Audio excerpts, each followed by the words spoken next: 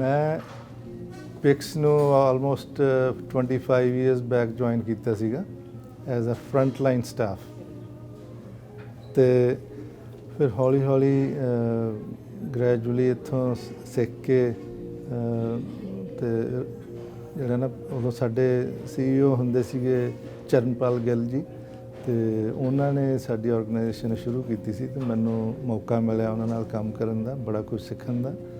ਅਤੇ ਮੇਰੀ ਖੁਸ਼ਕਿਸਮਤੀ ਸੀਗੀ ਕਿ ਮੈਂ ਉਹਨਾਂ ਨਾਲ ਕੰਮ ਕੀਤਾ, ਅਤੇ ਜਦੋਂ ਉਹ ਰਿਟਾਇਰ ਹੋਏ ਫਿਰ ਮੈਨੂੰ ਇੱਥੋਂ ਦਾ CEO ਬਣਨ ਦਾ ਮੌਕਾ ਮਿਲਿਆ। ਅਤੇ ਅਸੀਂ ਹੁਣ ਕੋਸ਼ਿਸ਼ ਸਾਡੀ ਇਹੀ ਹੈ ਵੀ ਜਿਸ ਪਰਪਜ਼ ਨਾਲ ਇਹ ਆਰਗੇਨਾਈਜੇਸ਼ਨ ਸ਼ੁਰੂ ਹੋਈ ਸੀਗੀ ਉਹਨੂੰ ਅਸੀਂ ਅੱਗੇ ਲੈ ਕੇ ਜਾਈਏ। ਅਤੇ ਸ਼ੁਰੂ 'ਚ ਅਸੀਂ employment program, settlement services, training programs, ਇਹ ਸਾਰਿਆਂ ਅਤੇ ਈਵਨ ESL ਇੰਗਲਿਸ਼ ਸਿਖਾਉਣ 'ਚ ਜਿਹੜੇ ਆਪਣੇ ਨਵੇਂ ਇਮੀਗਰੈਂਟ ਸੀ ਉਹਨਾਂ ਦੀ ਹੈਲਪ ਕਰਦੇ ਸੀਗੇ। ਪਰ ਜ਼ਰੂਰਤ ਦੇ ਹਿਸਾਬ ਨਾਲ ਜਦੋਂ ਦੇਖਿਆ ਕਿ ਵੀ ਆਪਣੇ ਬਜ਼ੁਰਗਾਂ ਨੂੰ ਵੀ ਕਾਫੀ ਸਮੱਸਿਆ ਹੈਗੀਆਂ ਨੇ ਅਤੇ ਉਹਨਾਂ ਨੂੰ ਵੀ ਲੋੜ ਹੈ, ਫਿਰ ਅਸੀਂ ਪਹਿਲਾਂ ਇੰਡੀਪੈਂਡੈਂਟ ਲਿਵਿੰਗ ਸ਼ੁਰੂ ਕੀਤਾ ਸੀਗਾ, ਜਿਹੜਾ ਆਲਮੋਸਟ ਅਬਾਊਟ 20 ਇਅਰਸ ਪਹਿਲਾਂ ਸ਼ੁਰੂ ਹੋਇਆ ਸੀਗਾ। ਉਹਦੀ ਡਿਮਾਂਡ ਇੰਨੀ ਜ਼ਿਆਦਾ ਸੀਗੀ ਕਿ ਹੁਣ ਇਸ ਵੇਲੇ ਸਾਡੇ ਕੋਲ ਆਲਮੋਸਟ 1500 ਬੰਦਿਆਂ ਦੀ ਵੇਟਿੰਗ ਲਿਸਟ ਹੈ to get in to that. Next ਸਾਡਾ ਪ੍ਰੋਜੈਕਟ ਸੀਗਾ ਬਜ਼ੁਰਗਾਂ ਲਈ ਅਸਿਸਟਡ ਲਿਵਿੰਗ। ਅਸਿਸਟਡ ਲਿਵਿੰਗ 'ਚ ਹੈਗਾ ਜਿਹੜੇ ਬਜ਼ੁਰਗਾਂ ਨੂੰ ਥੋੜ੍ਹੀ ਹੈਲਪ ਦੀ ਲੋੜ ਹੈ, ਕਿਸੇ ਵੇਲੇ ਉਹ ਆਪਣੀ ਦਵਾਈ ਨਹੀਂ ਟਾਈਮ 'ਤੇ ਖਾ ਸਕਦੇ, ਖਾਣਾ ਨਹੀਂ ਬਣਾ ਸਕਦੇ, ਨਹਾ ਨਹੀਂ ਸਕਦੇ, ਕੱਪੜੇ ਨਹੀਂ ਚੇਂਜ ਕਰ ਸਕਦੇ, ਅਤੇ ਉਹਨਾਂ ਨੂੰ ਹੈਲਪ ਕਰਨ ਲਈ ਅਸਿਸਟਡ ਲਿਵਿੰਗ ਬਣਿਆ ਸੀਗਾ, ਜਿਹਦੇ ਵਿੱਚ ਉਹਨਾਂ ਨੂੰ ਨਾ ਸਿਰਫ ਕਿ ਇੱਥੇ ਰਹਿੰਦੇ ਨੇ, ਉਹਨਾਂ ਨੂੰ ਆਪਣੀ ਮਰਜ਼ੀ ਦਾ ਖਾਣਾ ਮਿਲਦਾ, ਆਪਣੀ ਬੋਲੀ 'ਚੋਂ ਗੱਲਬਾਤ ਕਰਦੇ ਨੇ, ਆਪਣਾ ਪਹਿਰਾਵਾ, ਆਪਣੇ ਕੱਪੜੇ ਮਰਜ਼ੀ ਨਾਲ ਪਾਉਂਦੇ ਨੇ, ਅਤੇ ਮਤਲਬ ਇੱਕੋ ਜਿਸ ਤਰੀਕੇ ਨਾਲ ਆਪਣਾ ਜ਼ਿੰਦਗੀ ਉਹਨਾਂ ਜੀ ਹੁੰਦੀ ਹੈ ਉਸੇ ਨੂੰ ਉਹ ਕੰਟੀਨਿਊ ਕਰ ਰਹੇ ਨੇ ਇੱਥੇ। ਜ਼ਿੰਦਗੀ ਦੇ ਅਖੀਰਲੇ ਸਫ਼ਰ ਵਿੱਚ ਸਭ ਤੋਂ ਜ਼ਿਆਦਾ ਉਹਨਾਂ ਨੂੰ ਲੋੜ ਹੁੰਦੀ ਹੈ ਵੀ ਆਪਣਾ ਖਾਣਾ ਮਿਲੇ, ਆਪਣੀ ਬੋਲੀ 'ਚੋਂ ਗੱਲਬਾਤ ਕਰ ਸਕਣ ਅਤੇ ਆਪਣਾ ਪਹਿਰਾਵਾ ਪਾ ਸਕਣ, ਆਪਣੇ ਜਿਹੜੇ ਉਹਨਾਂ ਦੇ ਕਸਟਮਸ ਨੇ ਉਹਨਾਂ ਨੂੰ ਆਪਣਾ ਜਿੱਦਾਂ ਪਹਿਲਾਂ ਕਰਦੇ ਰਹੇ ਉੱਦਾਂ ਹੀ ਉਹ ਇੰਜੋਏ ਕਰਨ। ਅਤੇ ਹੁਣ ਉਸ ਤੋਂ ਨੈਕਸਟ ਸਟੇਜ ਆ ਜਾਂਦੀ ਹੈ ਲੌਂਗ ਟਰਮ ਕੇਅਰ ਦੀ, ਜਿਹਦੇ ਵਿੱਚ ਜਿਹੜੇ ਬਜ਼ੁਰਗ ਨੇ ਉਹਨਾਂ ਨੂੰ 24/7 ਹੈਲਪ ਦੀ ਲੋੜ ਹੈ। ਅਤੇ ਆਪਾਂ ਅਕਸਰ ਘਰ 'ਚ ਸਾਰੇ ਕੰਮ ਕਾਰਾਂ 'ਚ ਬਿਜ਼ੀ ਹੋ ਜਾਂਦੇ ਹਾਂ, ਬੱਚੇ ਕੰਮ 'ਤੇ ਚਲੇ ਜਾਂਦੇ ਆ, ਸਕੂਲ ਚਲੇ ਜਾਂਦੇ, ਅਤੇ ਬਜ਼ੁਰਗਾਂ ਨੂੰ ਟਾਈਮ ਦੇਣ ਲਈ ਕਈ ਵਾਰ ਸਾਡੇ ਕੋਲ ਇੰਨਾ ਸਮਾਂ ਨਹੀਂ ਹੁੰਦਾ। ਪਰ ਉਸ ਸਟੇਜ ਬਜ਼ੁਰਗਾਂ ਨੂੰ ਸਭ ਤੋਂ ਜ਼ਿਆਦਾ ਲੋੜ ਹੁੰਦੀ ਹੈ। ਉਹ ਵਿਚਾਰੇ ਇਕੱਲੇ ਮਹਿਸੂਸ ਕਰਦੇ ਨੇ, ਪਲੱਸ ਉਹਨਾਂ ਨੂੰ ਹੈਲਥ ਵਾਈਜ਼ ਵੀ ਕਾਫੀ ਜ਼ਰੂਰਤਾਂ ਵੱਧ ਜਾਂਦੀਆਂ ਉਹਨਾਂ ਦੀਆਂ।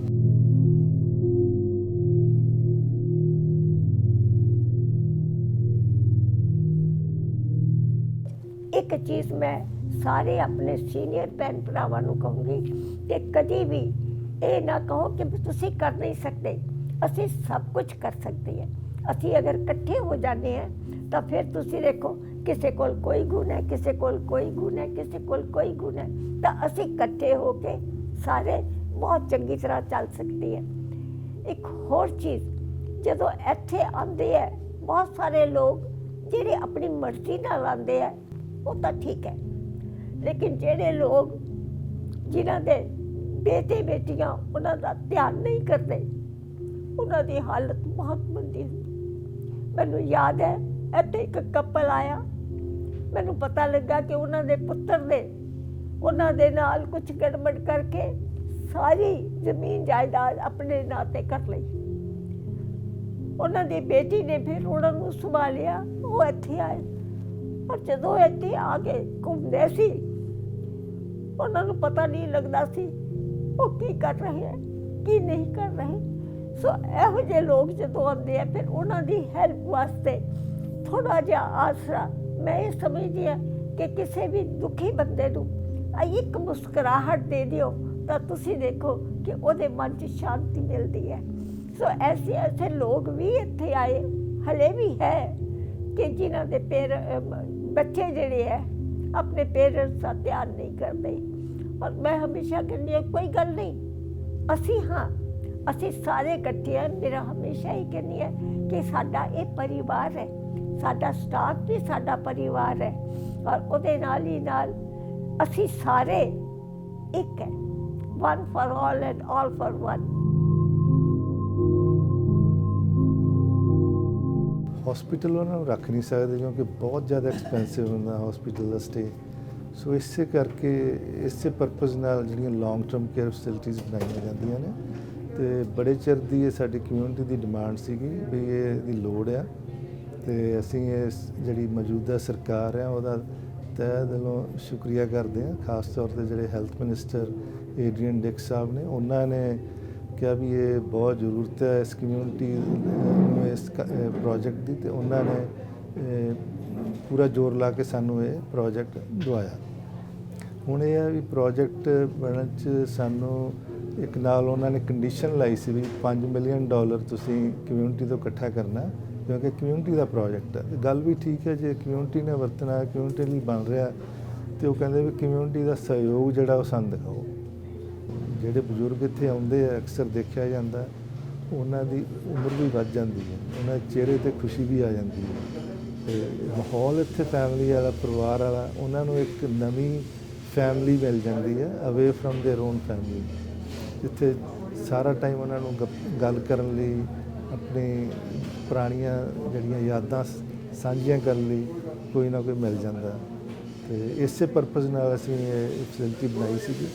ਇੱਥੇ ਸਾਡੇ ਕੋਲ ਅਡਲਟ ਡੇ ਕੇਅਰ ਵੀ ਹੈਗਾ, ਜਿਹਦੇ ਵਿੱਚ ਜਿਹੜੇ ਬਜ਼ੁਰਗ ਇੱਥੇ ਨਹੀਂ ਰਹਿ ਸਕਦੇ ਪਰ ਉਹ ਘਰ ਇਕੱਲੇ ਹੁੰਦੇ ਨੇ, ਉਹ ਦਿਨੇ ਇੱਥੇ ਆ ਕੇ ਸਾਡੀਆਂ ਸਰਵਿਸਿਜ਼ ਇੰਜੋਏ ਕਰਦੇ ਨੇ। ਉਹਨਾਂ ਨੂੰ ਖਾਣਾ ਪੀਣਾ ਵੀ ਮਿਲਦਾ, ਐਕਟੀਵਿਟੀਜ਼ ਵੀ ਇੰਜੋਏ ਕਰਦੇ ਆ। ਕਿਉਂਕਿ ਮੈਂ ਇੱਥੋਂ ਦੀ ਮੈਨੇਜਮੈਂਟ ਦਾ, ਦੇ ਸਟਾਫ ਦਾ, ਸਾਰਿਆਂ ਦਾ ਬਹੁਤ ਸ਼ੁਕਰੀਆ ਕਰਦਾ ਜਿਨ੍ਹਾਂ ਨੇ ਇੱਥੇ ਇੰਨੀ ਚੰਗੀਆਂ ਸਰਵਿਸਿਜ਼ ਪ੍ਰੋਵਾਈਡ ਕੀਤੀਆਂ ਹੋਈਆਂ ਨੇ। ਤੇ ਕਮਿਊਨਿਟੀ ਦੇ ਸਾਥ ਨਾਲ ਅਸੀਂ ਜਿਹੜਾ ਅਗਲਾ ਪ੍ਰੋਜੈਕਟ ਆ, ਜਿਹੜਾ ਗੁਰੂ ਨਾਨਕ ਡਾਇਵਰਸਿਟੀ ਵਿਲੇਜ, ਉਹ ਵੀ ਕਮਿਊਨਿਟੀ ਦੀ ਸੇਵਾ ਲਈ ਅਸੀਂ ਛੇਤੀ ਤਿਆਰ ਕਰ ਦੇਣਾ ਹੈ।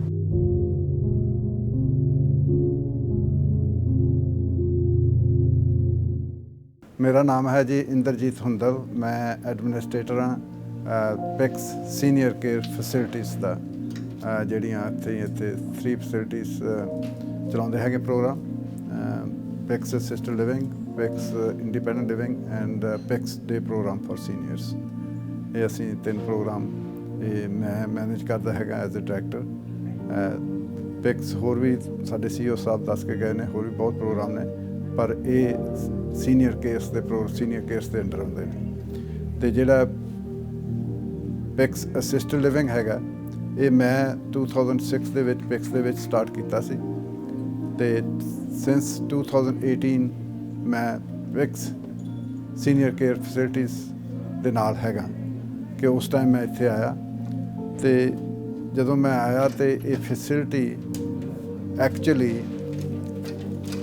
ਇੱਕ ਹੋਰ ਐਡਮਿਨਿਸਟ੍ਰੇਟਰ ਸੀ, ਉਹ ਚਲਾਉਂਦੇ ਸੀ, ਪਰ ਉਹ ਫੈਸਿਲਿਟੀ ਚੰਗੀ ਤਰ੍ਹਾਂ ਚੱਲ ਨਹੀਂ ਸੀ ਰਹੀ ਉਸ ਟਾਈਮ ਦੇ ਉੱਤੇ। ਤੇ ਮੈਨੂੰ ਇਹ ਜ਼ਿੰਮੇਵਾਰੀ ਦਿੱਤੀ ਗਈ ਵੀ ਇੱਥੇ ਆ ਕੇ ਇਹ ਫੈਸਿਲਿਟੀ ਜਿਹੜੀ ਹੈਗੀ ਹੈ ਇਹਨੂੰ ਚਲਾਉਣ ਦੀ ਜ਼ਿੰਮੇਵਾਰੀ ਤੁਹਾਨੂੰ ਦਿੰਦੇ ਹਾਂ।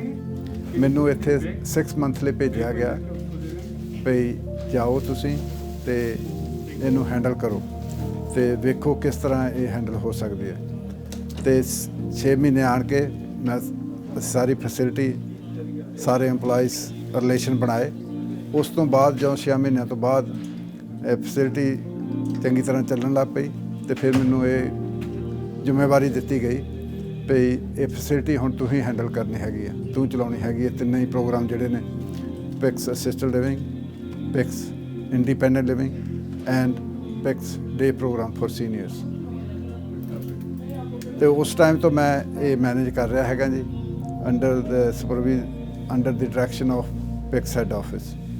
ਜਿਹੜੇ ਸਾਡੇ ਪਹਿਲਾਂ CEO ਚਰਨਪਾਲ ਗਿੱਲ ਸੀ ਤਾਂ ਹੁਣ ਸਤਬੀਰ ਸਿੰਘ ਚੀਮਾ ਨੇ, ਉਹਨਾਂ ਦੀ ਡਾਇਰੈਕਸ਼ਨ ਦੇ ਅੰਡਰ ਇਹ ਸਾਰੇ 3 ਪ੍ਰੋਗਰਾਮ ਚੱਲ ਰਹੇ ਨੇ। ਹਾਂਜੀ।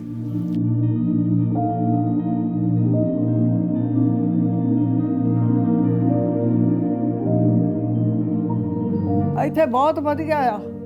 ਮੈਂ ਤਾਂ ਹੋਰ ਕਈਆਂ ਹਸਪਤਾਲੀ ਜਾ ਕੇ ਦੇਖਿਆ, ਉੱਥੇ ਕੁਝ ਨਹੀਂ। ਮੈਂ ਉੱਥੇ ਦੱਸਦੀ ਸੀ, ਮੈਂ ਕਿਹਾ ਇੱਕ ਦਿਨ ਹੁੰਦੇ ਆ ਦਾਦਰੇ ਕੜੀ ਚੌਲ, ਇੱਕ ਦਿਨ ਹੁੰਦੇ ਆਲੂਆਂ ਵਾਲੇ ਪਰੌਠੇ, 7 ਦਿਨ ਮੈਂ ਕਿਹਾ 7 ਦਿਨ ਬਦਲਵਾਂ ਖਾਣਾ ਹੁੰਦਾ ਆ।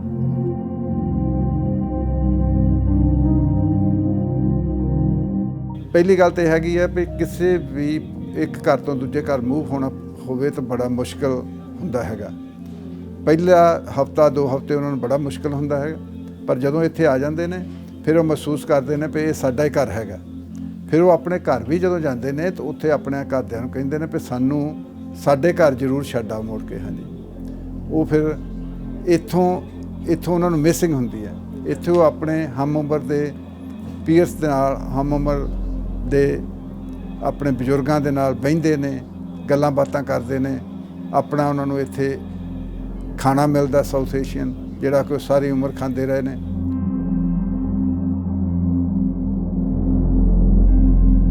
ਹੈਲੋ, ਸਤਿ ਸ਼੍ਰੀ ਅਕਾਲ, ਨਮਸਤੇ, ਜੀ ਆਇਆਂ ਨੂੰ। ਮੇਰਾ ਨਾਮ ਰਾਜੀਵ ਮੋਹਿੰਦਰੂ ਹੈ ਅਤੇ ਮੈਂ ਡਾਇਰੈਕਟਰ ਆਫ ਕੇਅਰ ਹੈਗਾ ਵਿਦ ਪਿਕਸ ਅਸਿਸਟਡ ਲਿਵਿੰਗ। ਅਤੇ ਇੱਥੇ ਮੈਨੂੰ ਹੋ ਗਏ ਨੇ 15 ਸਾਲ। ਅਤੇ ਮੈਂ ਮੋਸਟਲੀ ਜਿਹੜਾ ਡੇ ਟੂ ਡੇ ਆਪਰੇਸ਼ਨਲ ਜਿਹੜਾ ਹੁੰਦਾ ਕੰਮ, ਉਹਦੀ ਰਿਸਪੋਂਸੀਬਿਲਿਟੀ ਮੇਰੀ ਹੁੰਦੀ ਹੈ। ਅਤੇ ਇੱਥੇ ਅਸਿਸਟਡ ਲਿਵਿੰਗ ਦਾ ਇੱਦਾਂ ਕਨਸੈਪਟ ਹੈਗਾ ਸਾਡਾ ਕਿ ਜਿਹੜਾ ਇਹ ਜਿਹੜੀ ਫੈਸਿਲਿਟੀ ਸਾਡੀ ਇਹ ਸਾਊਥ ਏਸ਼ੀਅਨਸ ਲਈ ਸਪੈਸ਼ਲਿਸਟ ਹੈ। ਵੈਸੇ ਇਟਸ ਓਪਨ ਟੂ ਐਵਰੀਬਡੀ, ਪਰ ਸਾਊਥ ਏਸ਼ੀਅਨ ਜਿਹੜੇ ਕਲਾਇੰਟਸ ਨੇ ਉਹਨਾਂ ਲਈ ਸਪੈਸ਼ਲਿਸਟ ਹੈਗੀ ਹੈ। ਉਹਦਾ ਕਾਰਨ ਇਹ ਹੁੰਦਾ ਕਿ ਜਿਹੜੇ ਆਪਣੇ ਸਾਊਥ ਏਸ਼ੀਅਨ ਕਲਾਇੰਟਸ ਨੇ ਉਹਨਾਂ ਨੂੰ ਬਾਕੀ ਫੈਸਿਲਿਟੀਆਂ 'ਚ ਆਪਣਾ ਜਿਹੜਾ ਲੈਂਗੁਏਜ, ਕਲਚਰ, ਫੂਡ, ਜਿਹੜੀ ਬਿਲੋਂਗਿੰਗਨੈਸ ਹੈ ਉਹ ਫੀਲ ਨਹੀਂ ਹੁੰਦੀ ਉਹਨਾਂ ਨੂੰ ਇੱਥੇ। ਅਤੇ ਇੱਥੇ ਅਸੀਂ ਉਹਨਾਂ ਨੂੰ ਉਹ ਸਾਰੀ ਫੈਸਿਲਿਟੀਜ਼ 'ਤੇ ਦਿੰਦੇ ਹਾਂ ਅਸੀਂ, ਜਿਨ੍ਹਾਂ ਨੂੰ ਉਹਨਾਂ ਲੱਗਦਾ ਕਿ ਉਹਨਾਂ ਦਾ ਘਰ ਵਰਗਾ ਦਾ ਵਾਤਾਵਰਨ ਹੈ। It's like a homely environment. ਅਤੇ ਉਹਨਾਂ ਨੂੰ ਖਾਣਾ ਪੀਣਾ, personal care, social care, activities, books ਪੜ੍ਹਨੀਆਂ, ਲਾਇਬ੍ਰੇਰੀ, ਹੋਰ ਜਿਹੜੇ ਸਾਰੇ ਹੈਗੇ ਨੇ ਫੈਸਿਲਿਟੀਜ਼, ਉਹ ਬਿਲਕੁਲ ਜਿੱਦਾਂ ਆਪਣੇ ਬੈਕ ਹੋਮ ਹੁੰਦਾ ਸੀਗਾ। ਜਿਹੜੇ ਭਾਵੇਂ ਤੁਸੀਂ ਇੰਡੀਆ ਤੋਂ ਆਏ ਹੋ ਜਾਂ ਤੁਸੀਂ ਫੀਜੀ ਤੋਂ ਆਏ ਹੋ ਜਾਂ ਹੋਰ ਕਿਸੇ ਕੰਟਰੀ ਤੋਂ ਆਏ ਹੋ, ਤਾਂ ਜਿਹੜਾ ਤੁਹਾਡਾ ਹੋਮਲੀ ਐਟਮੋਸਫੀਅਰ ਹੁੰਦਾ ਹੈ ਉਹ ਸਾਰਾ ਅਸੀਂ ਪ੍ਰੋਵਾਈਡ ਕਰੀਦਾ ਇੱਥੇ। ਹਾਂਜੀ, ਮੇਰਾ ਨਾਮ ਰਜਿੰਦਰ ਸਿੰਘ ਹੈ ਜੀ। ਮੈਂ ਆਇਆ ਸਿੰਗਾਪੁਰ ਤੋਂ। ਮੇਰੀ ਉਮਰ ਹੈਗੀ 63। ਫਿਰ ਇੱਥੇ ਆਇਆ ਅਤੇ ਇੱਥੇ ਕੁਛ ਵੀ ਨਹੀਂ ਕੰਮ ਨਹੀਂ ਮਿਲਦਾ ਸੀਗਾ। ਉਹੀ ਕੰਮ ਜਿਹੜਾ ਮੈਂ ਕਰਦਾ ਸੀ ਅਤੇ ਚਾਹੁੰਦਾ ਸੀਗਾ। ਅਤੇ ਮੈਨੂੰ ਕਹਿੰਦੇ ਵੀ ਫਿਰ ਕੋਰਸ ਕਰਨਾ ਪੈਣਾ ਅਤੇ ਪੈਸੇ ਬਹੁਤ ਲੱਗਦੇ ਸੀਗੇ। ਉਦੋਂ ਫਿਰ ਮੈਂ ਡਾਊਨਟਾਊਨ ਫਿਰਦਾ ਹੁੰਦਾ ਸੀ ਵੈਨਕੂਵਰ, ਅਤੇ ਉੱਥੇ ਮੈਨੂੰ ਨੌਕਰੀ ਮਿਲ ਗਈ ਹੋਟਲ 'ਚ। ਅਤੇ ਫਿਰ ਮੈਂ ਹੋਟਲ 'ਚ ਕੰਮ ਕਰਦਾ ਰਿਹਾ। ਅਤੇ ਮੈਂ ਉੱਥੇ ਪਹਿਲਾਂ ਡੈਸਕਮੈਨ ਸੀਗਾ, ਉਦੋਂ ਬਾਅਦ ਫਿਰ ਸੁਪਰਵਾਈਜ਼ਰ, ਫਿਰ ਪ੍ਰੋਮੋਸ਼ਨ ਹੋਈ, ਫਿਰ ਮੈਂ ਮੈਨੇਜਰ ਬਣ ਗਿਆ ਸੀਗਾ। ਅਤੇ ਬਸ ਉਹ ਕੰਮ ਕਰਦਾ ਰਿਹਾ। ਅਤੇ ਫਿਰ ਮੇਰੀ ਲੱਤ 'ਤੇ ਸੱਟ ਲੱਗ ਗਈ। ਅਤੇ ਉਹ ਹੋਟਲ ਸੀਗਾ 4 ਛੱਤੇ, ਉਹਦਾ ਐਲੀਵੇਟਰ ਹੈ ਨਹੀਂ ਸੀਗਾ, ਬਸ ਸਿਰਫ ਪੌੜੀਆਂ ਥਣੀ ਚੜ੍ਹਨਾ ਪੈਂਦਾ ਸੀਗਾ। ਅਤੇ ਮੇਰੇ ਤੋਂ ਫਿਰ ਉਹ ਕੰਮ ਨਹੀਂ ਹੁੰਦਾ ਸੀਗਾ। ਅਤੇ ਫਿਰ ਮੇਰੀ ਲੱਤ 'ਤੇ ਜਿਹੜੀ ਸੱਟ ਲੱਗੀ ਸੀ ਉਹ ਫਿਰ ਡੂੰਘੀ ਸੱਟ ਲੱਗੀ ਸੀਗੀ। ਅਤੇ ਕਿਉਂਕਿ ਮੈਨੂੰ ਡਾਇਬਟੀਜ਼ ਆ, ਡਾਇਬਟੀਜ਼ ਜਦੋਂ ਕੁਛ ਲੱਗਦਾ ਪਤਾ ਨਹੀਂ ਲੱਗਦਾ, ਜਾਂ ਸੱਟ ਕੁਛ ਵੀ ਲੱਗੇ ਪਤਾ ਨਹੀਂ ਲੱਗਦਾ। ਅਤੇ ਜਦੋਂ ਹੌਸਪੀਟਲ ਪਹੁੰਚਿਆ ਉਹ ਕਹਿੰਦੇ ਭਈ ਗੈਂਗਰੀਨ ਹੋ ਗਈ ਆ, ਅਤੇ ਕਹਿੰਦੇ ਭਈ ਟੂ ਲੇਟ। ਅਤੇ ਉੱਤੋਂ ਦੀ ਜਿਹੜੀਆਂ ਨਾੜਾਂ ਸੀ ਵਿੱਚ, ਉਹ ਨਾੜਾਂ ਵੀ ਬਲੋਕ ਹੋ ਗਿਆ। ਅਤੇ ਉਹਨਾਂ ਨੇ ਕੋਸ਼ਿਸ਼ ਕੀਤੀ ਬਚਾਉਣ ਨੂੰ, ਪਰ ਬਚੀ ਨਹੀਂ, ਕਿਉਂਕਿ ਬਲੱਡ ਕਲੌਟਸ ਬਹੁਤ ਸੀਗੇ ਲੱਤ 'ਚ। ਅਤੇ ਫਿਰ ਜਦੋਂ ਉਹਨਾਂ ਨੇ ਮੇਰੀ ਲੱਤ ਕਹਿੰਦੇ ਪਏ ਵੱਢਣੀ, ਅਤੇ 2 ਹਫ਼ਤੇ ਰਹਿੰਦੇ ਸੀ ਵੱਢਣ 'ਚ, ਜਦੋਂ ਮੈਨੂੰ ਹਾਰਟ ਅਟੈਕ ਹੋ ਗਿਆ। ਉਹਨਾਂ ਨੂੰ ਫਿਰ ਮੇਰੇ ਗੋਡੇ ਥੱਲਿਓਂ ਵੱਢਣੀ ਪਈ। ਅਤੇ ਫਿਰ 1.5 ਸਾਲ ਮੈਂ ਆਪਣੇ ਹੌਸਪੀਟਲ 'ਚ ਰਿਹਾ, ਆਪਣੇ ਸੇਂਟ ਪੌਲਸ ਹੌਸਪੀਟਲ 'ਚ। ਅਤੇ ਮਗਰੋਂ ਉਹ ਕਹਿੰਦੇ ਭਈ ਤੂੰ ਵਾਪਸ ਨਹੀਂ ਜਾ ਸਕਦਾ ਉਸ ਹੋਟਲ ਦੇ ਵਿੱਚ। ਅਤੇ ਕਹਿੰਦੇ ਭਈ ਪੌੜੀਆਂ ਉੱਥੇ ਆ ਅਤੇ ਐਲੀਵੇਟਰ ਹੈ ਨਹੀਂ ਅਤੇ ਡੇਂਜਰਸ ਆ। ਅਤੇ ਮੈਨੂੰ ਫਿਰ ਕਹਿੰਦੇ ਭਈ ਉਹਨਾਂ ਨੇ ਫਿਰ ਜਗ੍ਹਾ ਭਾਲ ਕੇ ਦਿੱਤੀ ਮੈਨੂੰ ਆਪਣੇ ਡਾਊਨਟਾਊਨ 'ਚ, ਆਪਣੇ ਕੂਪਰਸ ਪਲੇਸ ਜਿਹੜੀ ਹੈਗੀ ਕੋਰਡੋਵਾ, ਈਸਟ ਕੋਰਡੋਵਾ 'ਤੇ। ਉੱਥੇ ਰਹਿੰਦਾ ਰਿਹਾ। ਉੱਥੇ ਸਾਰੇ ਪੰਜਾਬੀ ਕੋਈ ਨਹੀਂ ਸੀਗਾ, ਸਿਰਫ ਫੀਜੀ ਵਾਲੇ ਸੀਗੇ ਅਤੇ ਹੋਰ ਆਪਣੇ ਗੋਰੇ ਅਤੇ ਤੇ ਨੇਟਿਵ, ਇਹ ਸਾਰੇ ਉੱਥੇ ਸੀਗੇ। ਤੇ ਫੈਮਿਲੀ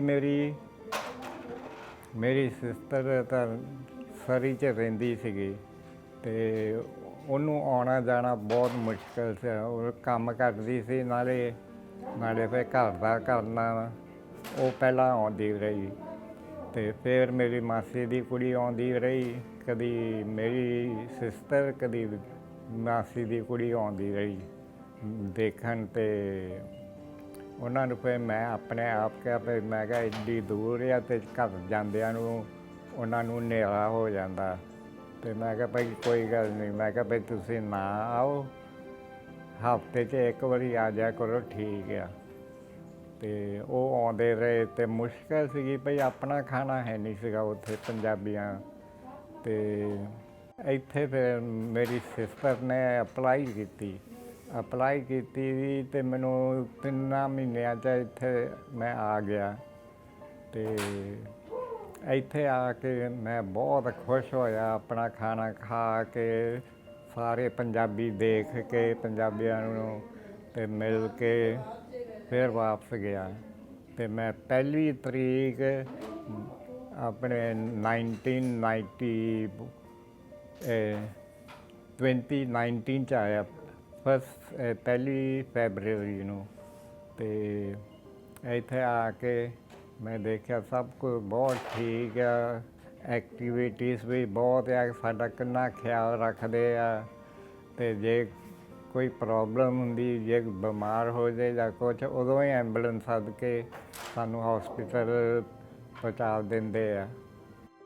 ਹਰ ਹਫ਼ਤੇ ਆਉਂਦੀ ਸੀਗੀ ਮੇਰੀ ਸਿਸਟਰ, ਤਾਂ ਮੇਰੀ ਡਾਟਰ ਇੱਥੇ ਆ। ਮੈਂ ਕਿਹਾ ਭਾਈ ਕੋਈ ਗੱਲ ਨਹੀਂ, ਮੈਂ ਕਿਹਾ ਹਫ਼ਤੇ 'ਚ ਇੱਕ ਵਾਰੀ ਆ ਜਾਇਆ ਕਰੋ। ਮੈਂ ਕਿਹਾ ਮੈਨੂੰ ਕੋਈ ਚੀਜ਼ ਦੀ ਲੋੜ ਨਹੀਂ ਆ, ਮੈਂ ਕਿਹਾ ਭਾਈ ਮੈਨੂੰ ਸਭ ਕੁਛ ਮਿਲਦਾ ਇੱਥੇ ਖਾਣ ਪੀਣ ਨੂੰ, ਮੈਂ ਕਿਹਾ ਕੋਈ ਤੰਗੀ ਨਹੀਂ ਗੀ। ਹੁਣ ਮੈਂ ਖੱਬਾ ਹੱਥ ਹੀ ਰਹਿ ਗਿਆ, ਹੁਣ ਇਹੀ ਯੂਜ਼ ਕਰਦਾ। ਅਤੇ ਇੱਥੇ ਬਹੁਤ ਸਾਰਾ ਜੋ ਵੀ ਮੈਨੂੰ ਚਾਹੀਦਾ, ਮੈਂ ਹੈਲਪ ਮੰਗਦਾ, ਮੇਰੀ ਹੈਲਪ ਕਰਦੇ ਆ। ਇੱਥੇ ਸਭ ਕੁਛ ਆ। ਹੁਣ ਖਾਣੇ ਤੋਂ ਬਾਅਦ ਅਸੀਂ ਆ ਜਾਂਦੇ ਇੱਥੇ ਆਪਣੇ ਐਕਟੀਵਿਟੀ ਰੂਮ 'ਤੇ, ਅਤੇ ਇੱਥੇ ਆਣ ਕੇ ਤਾਸ਼ਾਂ ਖੇਡਦੇ ਆ, TV ਦੇਖਦੇ ਆ ਆਪਣਾ, ਅਤੇ ਨਾਲੇ ਕੈਰਮ ਬੋਰਡ ਆ, ਗੇਮਾਂ ਹੈਗੀਆਂ ਇੱਥੇ। ਅਤੇ ਐਕਸਰਸਾਈਜ਼ ਵੀ ਕਰਾਉਂਦੇ ਆ। ਸਾਰੇ ਅਸੀਂ ਇੱਕ ਦੂਜੇ ਨਾਲ ਮਿਲ ਕੇ ਰਹਿੰਦੇ ਆ। ਅਤੇ ਇੱਥੇ ਸਾਰੇ ਸਟਾਫ ਵੀ ਮੇਰੇ ਨਾਲ ਬਹੁਤ ਖੁਸ਼ ਆ। ਇੱਥੇ ਇੱਕ ਗੱਲ ਆ ਵੀ ਸਾਰੇ ਬਹੁਤ ਫਰੈਂਡਲੀ ਆ, ਅਤੇ ਮੈਂ ਇਹਨਾਂ ਨਾਲ ਜੋਕ ਬਹੁਤ ਕਰਦਾ, ਸਾਰੇ ਖੁਸ਼ ਰਹਿੰਦੇ ਮੇਰੇ ਨਾਲ। ਮਜ਼ਾਕ ਮੈਂ ਕਰਦਾ ਇਹਨਾਂ ਦੇ ਨਾਲ, ਫਿਰ ਹੱਸਦੇ ਆ। ਅਤੇ ਜਦੋਂ ਇਕੱਲਾ ਵੀ ਹੁੰਦਾ ਮੈਂ ਕਮਰੇ 'ਚ, ਬਸ ਆਪਣੇ ਆਪ ਖੁਸ਼ ਰੱਖਦਾ ਮੈਂ। ਅਤੇ ਕਦੀ ਫੋਨ ਕਰ ਲੈਂਦਾ ਆਪਣੇ ਭਰਾਵਾਂ ਨੂੰ ਅਤੇ ਆਪਣੇ ਕਜ਼ਨਸ ਨੂੰ, ਸਾਰਿਆਂ ਨੂੰ ਮੈਂ ਇੱਥੇ ਫੋਨ ਕਰਦਾ ਰਹਿੰਦਾ। ਸਾਰੇ ਬਹੁਤ ਖੁਸ਼ ਆ ਇੱਥੇ, ਕਦੀ ਕੋਈ ਤਕਲੀਫ ਮਹਿਸੂਸ ਨਹੀਂ ਹੁੰਦੀ। ਬਸ ਇੰਨਾ ਚਾਹੀਦਾ ਸੀਗਾ, ਬਸ ਉਹ ਖੁਸ਼ੀ ਇੱਥੇ ਮੈਨੂੰ ਮਿਲਦੀ ਹੈ। ਜਿੱਥੇ ਪਹਿਲਾਂ ਸੀ ਉੱਥੇ ਨਹੀਂ, ਉੱਥੇ ਸਾਰੇ ਭਈ ਡਰੱਗੀ ਬਹੁਤ ਸੀਗੇ, ਅਤੇ ਮੈਂ ਤਾਂ ਬਹੁਤ ਲਾਈਕ ਨਹੀਂ ਕਰਦਾ ਡਰੱਗ, ਜਿਹੜੇ ਡਰੱਗੀ ਵਾਲਿਆਂ ਨਾਲ ਮੈਂ ਲਾਗੇ ਨਹੀਂ ਬਹਿੰਦਾ ਉਹਨਾਂ ਦੇ। ਅਤੇ ਇੱਥੇ ਹੁਣ ਮੈਂ ਰਹਿੰਦਾ, ਇੱਥੇ ਸਾਰੇ ਕਲੀਨ ਆ, ਕੋਈ ਕਿਸੇ ਨੂੰ ਕੋਈ ਬੈਲ ਨਹੀਂ ਗਾ। ਅਤੇ ਸਾਰੇ ਬਸ ਹੱਸਦੇ ਖੇਡਦੇ, ਕਦੀ ਅਸੀਂ ਚਲੇ ਜਾਂਦੇ ਬਾਹਰ ਨੂੰ, ਇੱਥੇ ਪਾਰਕ ਆ ਲਾਗੇ, ਪਾਰਕ ਜਾ ਕੇ ਬਹਿ ਜਾਂਦੇ, ਗੱਲਾਂ ਬਾਤਾਂ ਕਰਦੇ ਆ, ਹੋਰਨਾਂ ਨੂੰ ਵੀ ਮਿਲਦੇ ਆ।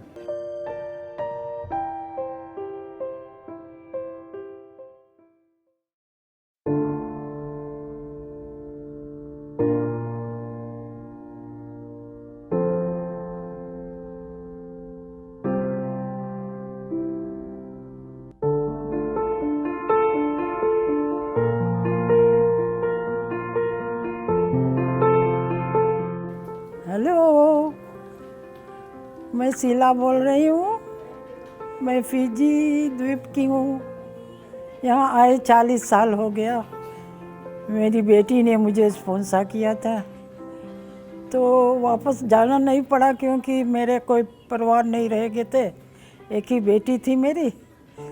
तो मैं यहाँ रह गई। मैं बहुत खुश नसीब हूँ कि मुझे वापस लौट के नहीं जाना पड़ा।